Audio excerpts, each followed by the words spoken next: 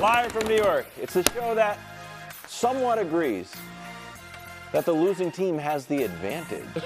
Oh, this guy. Somewhat. You've become quite the media critic. There's some validity to it. I get what he's saying. That's what I'm saying. There's some. I'm defending quite it. the media critic That's not a lately. critique. That's support. When you team relaxes, we don't need to make it. Exactly. He really is trying to become the bad boy of sports. I'm not being the bad boy. Creating enemies left and right. I love him. I'm defending him. Is this series already over? All right, well, that's an on its face ridiculous question. True. It's only one game. But this is going to be, and it already has been, across the sports media world, overreaction Monday to every series, not just this one. Like right now, I am almost certain if I picked any of the 8 series and asked Kevin Wildes, maybe you as well. I have an upset. Not me. Wait, who's Are going they over? to? Who's your pick right now to win? You'd go 8 for 8 on the team's up 1-0. What's the one you wouldn't? What's the one you wouldn't? Pacers. Okay, the Pacers Bucks because of the injuries. Second half, the guy goes scoreless. But the point being, like right now, Minnesota looks like, why can't they win the title? The Clippers, it's, you know what I mean? Imagine when they get Kawhi Leonard back. Right. While the Mavs, who were the hottest team in basketball for 2 months, look totally lost. There is the NBA playoffs. One of the things that's great about them is, and an NBA writer, it might have been Justin Verrier, I'm not sure, someone tweeted this out, and it really encapsulated my feelings, which is when your team wins a playoff game, in the moment after, you're like, how are they ever going to lose again? That's true. And when they lose, it's like, how can you ever win a game? Now, are you doing this as 1-0 or 9-0? Okay, well, I don't look at it at 9-0. If the Wolves won 9 straight against the Suns. So I don't look at it as 9-0. I look at it as 1-0. Now, so that part I think is just true. Here's the downside. My pre-series analysis was correct. That's true. But then it all just repeated itself. All the things that I said why I thought the Lakers had a really good chance, like, well, D'Angelo Russell's not going to be as bad in this series as he was in last series. And then, unfortunately, when we show you the numbers, he got more opportunities and more minutes, but he had another brutal performance. Well, LeBron is not going to wear down in the fourth quarter of these games the way he did in the conference finals because he's fresher than he was and healthier than he was. And then in this game, he wore down. And LeBron's overall numbers were good. I thought he was not good in the final 15 minutes of this game. He had some bad turnovers, and he looked like the oldest guy in the league for stretches out there.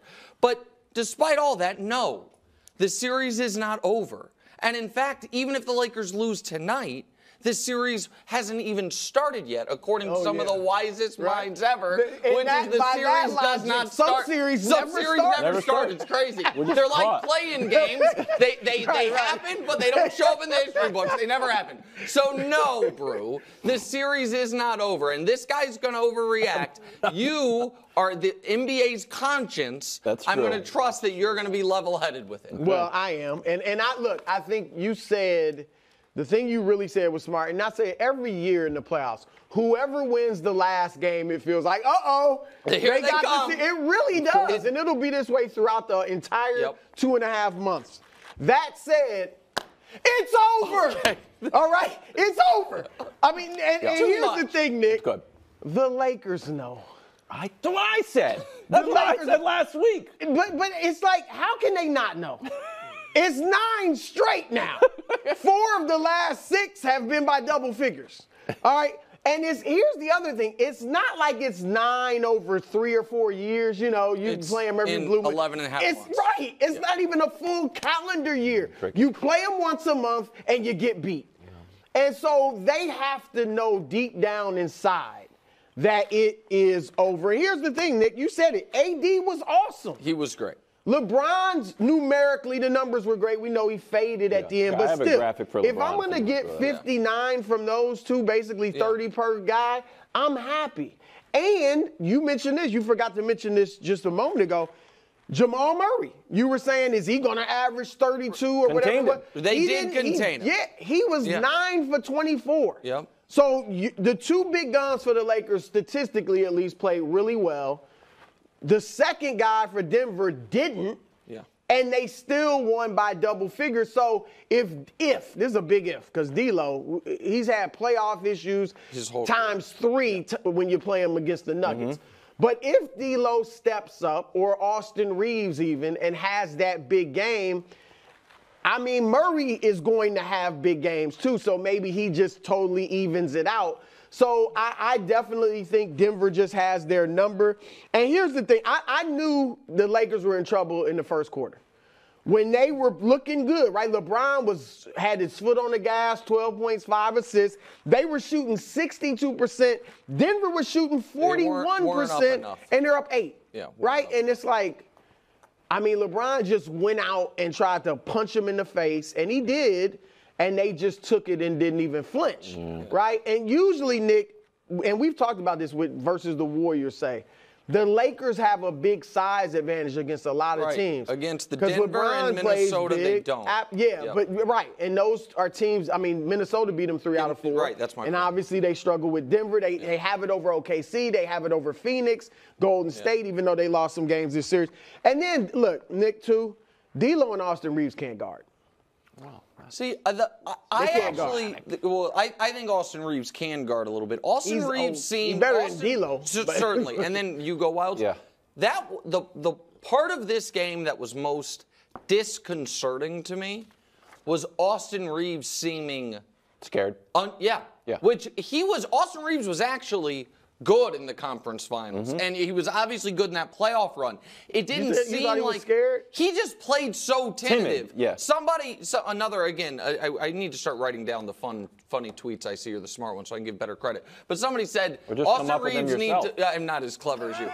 Austin Reeves needs to take some of D'Lo's confidence. So D'Lo has less and Austin has more. Yes, 100% right. So Austin just at times seemed like he wasn't even looking at the basket. Like he'd get the ball and almost, a circular dribble away. So I think that because we've seen him play in bigger spots, I think that will find its level there. But your point about their issues defensively, which is why theoretically Gabe Vincent was supposed to matter. He only plays 9 minutes. He's coming off an injury. Didn't do much. Here's some cogent analysis from the Mayor Fair. Here was LeBron in his first 27 minutes. He was on fire. In last 14, he was out of gas. He also seemed reluctant to shoot, but because I'm the Mayor Fair, part of me when he was doing like behind the back bounce passes to other guys for 3, that he kind of, I'm not saying he conceded the game, but he said, you know what? He took a 10,000 feet view. It's like, let me see if anybody else can get hot at the end of this game and maybe carry over to game 2. That he knew that he didn't have a lot left in the tank and was like, if we're going to, whatever I have left in the tank, the only way we're going to have a chance of winning is if somebody else, either now or later in the game, you know what I mean, catches fire. So I felt the same way. I also, speaking of the tank, again, it's too late in this season, but the NBA probably at some point needs to look in this altitude thing. It seems like hold up, Nick. Denver has never won a championship until last year. I get it. All right, so it does seem unfair. I played at altitude at an All-Star game, and it seems a little unfair. It hits you I gotta in about 2 minutes. Like this whole thing of like Denver never having, except for I guess Melo or Alex English, even like a Hall of Fame level player. Maybe that was Dan Issel. Yeah. That's the way it was supposed to be. Because this is like they're just an unfair advantage. I'm not making any excuses. But it seems and I know it's going to get clipped, but you got to at least look into it. You got to do something. Like give them extra timeouts or something. Man. I don't like it. Meanwhile, Denver unbeatable, bro.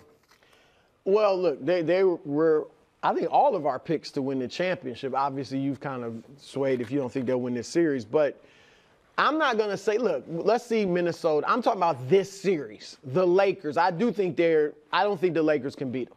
I mean, that's not a revelation. It's 9-0. This is, Nick, if you look at LeBron's career, I'm not even counting his first stint in Cleveland when he didn't have enough help.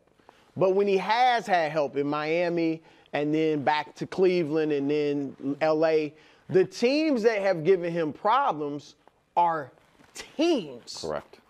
Real teams. Smart players. That's right. Well coached. They defend, and now Denver's a top 10 defense even the end of his time now. in Cleveland, the big three Celtics, and then the Spurs. Because those three, the big three in Boston complemented each other, right? 100%. The Spurs, even when Duncan was old, and I'm talking about even the year they won it in 2013, obviously the Spurs gave them a lot of trouble in the 7-game series.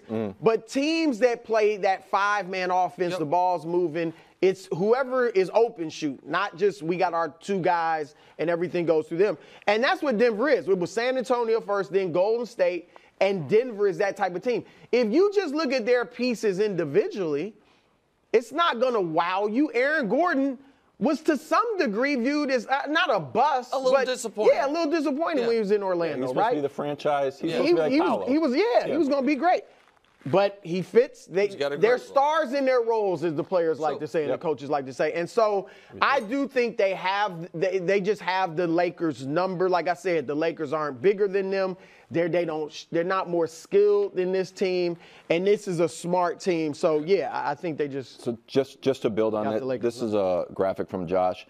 Denver was the only team this weekend that had all 5 starters score in double figures.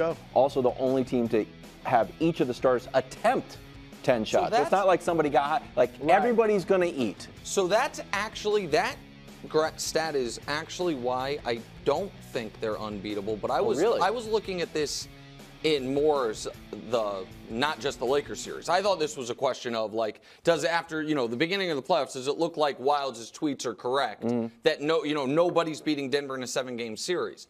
So I think that is partially because they have an excellent starting 5, but also partially because there's no one on their bench they really trust or that's going to take a bunch of shots. Brown's going to have a hot game. Brown's good. Peyton Watson's okay. He had some moments. Peyton Watson, he had one of the better games of his, probably the best playoff game, certainly the best playoff game, but one of the, and then if we're in a place where and Reggie you don't Jackson, like Reggie, but no, he was bad. Reggie was in there. He's always bad in the playoffs. If Reggie Jackson and DeAndre Jordan are key parts of your postseason rotation, I have questions. Now, and I'm talking about this series. I was surprised. But if you're looking at next round, playing either Phoenix or Minnesota, a Minnesota team that has played them tough for a couple of years. Phoenix doesn't have much of a bench. No, well, I don't believe in Phoenix. I think Minnesota's the tougher team and the best defensive team in the league for a reason.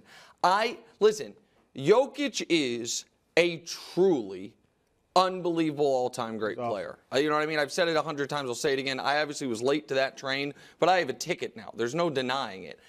I don't look at them, though, as an all-time team. All-time teams look unbeatable. This Nuggets team, to me, is you are super reliant on that starting 5, which only Boston can rival. But after that, I think and maybe it's not the Lakers, but I think there are teams that can press on some pressure points against them. And I do think it is noteworthy that after the second round, they won't have home court theoretically, depending on what OKC does, but they're not going to have that altitude home court advantage in the following series. So Vegas odds disagree with me, right? Vegas says it is Denver, Boston. It's going to be the finals almost no matter what. I don't feel that way, even if, I'm wrong about the Lakers having a good shot against them. I look at them as the rightful favorite in the West, but a slight favorite, and they are right now a massive favorite. Okay. Game 2 tonight. Tonight a must-win. Yeah. Absolutely. I think it's a must-win. I mean, first of all, mentally and emotionally, it's bad enough that they just beat you 9 straight. You had rest. You were feeling good coming into this game. LeBron whether you think he's best player, second best player, came out and played great. And AD played tremendously. AD was awesome. You still lost, right? If they lose again, I get it. They're going home, all right? But if they lose again, now it just keeps 10 straight. You're human beings. All right, and it's essentially the same players beating you and you losing to them. So, yeah, and then here's the practically looking at it, Nick, and I'm sure you see this. Are they beating Denver 4 out of 5? Or 4, right. You know what I mean? If they lose this, you got to beat them 4 out of 5 times. Right. I understand that piece of it entirely. And one could argue by losing game 1, they already have to beat them 4 out of 5 because are they winning a game 7 in Denver? You know what I mean? At that point in the series, having played every other day for a couple of games. I get that part of it.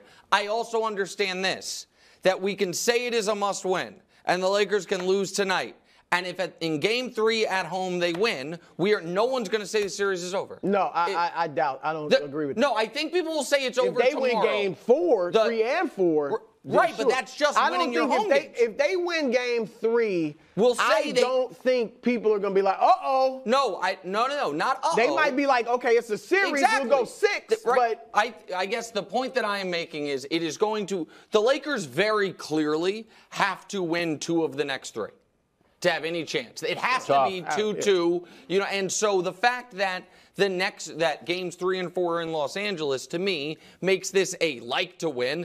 It would be amazing to win and steal home court. Then theoretically, you don't have to win in Denver again. But none of these, I know it never feels like that in the moment, but none of these playoff series, the only time Game 2 is a must win, in my opinion, is if the home team lost Game 1, then it becomes a must-win for the home team. That you can't go down 0-2 with the next 2 games being on the road. Go ahead. I think, Nick, and I get it, this was your pick, but you're trying to look at it as just this series. There's a history here. There's a context here of this team beating the Lakers so many times within the last calendar year, where I think that's why they need this win. Here's the quandary, I think, for LeBron. Okay, he came out. He has to figure out, like, how do I play against this team, right? Because just go back to Game 4 last year, right? When they're down 3-0, he comes out, punches them. I think he had 19 in the first quarter. I think he had 31 in the first half. And then he only has 3 in the fourth quarter. It was really a non-factor. He faded. But I think he's got to figure, okay, I got to pace myself so I've got something left for late in the game.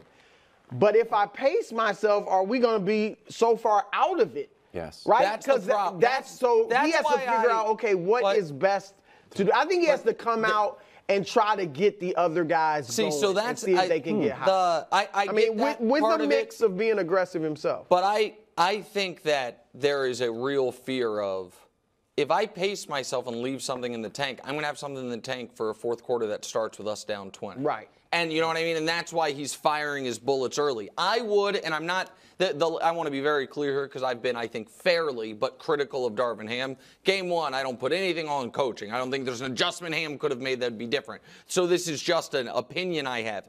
He was matching Jokic's minutes to LeBron. I think that's a mistake.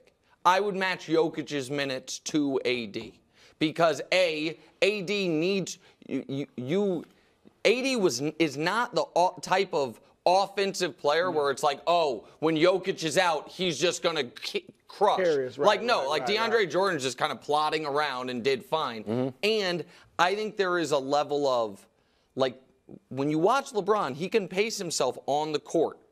He's not able to do that. Every possession he's on with Jokic is highly stressful on both ends. There's no easy buckets. So I think LeBron could take advantage of a few minutes against the Nuggets' second unit, and I think having Anthony Davis out there with Jokic, having them match minutes, is an adjustment that I personally would make. Smart. Okay. Should Philly shut Embiid down?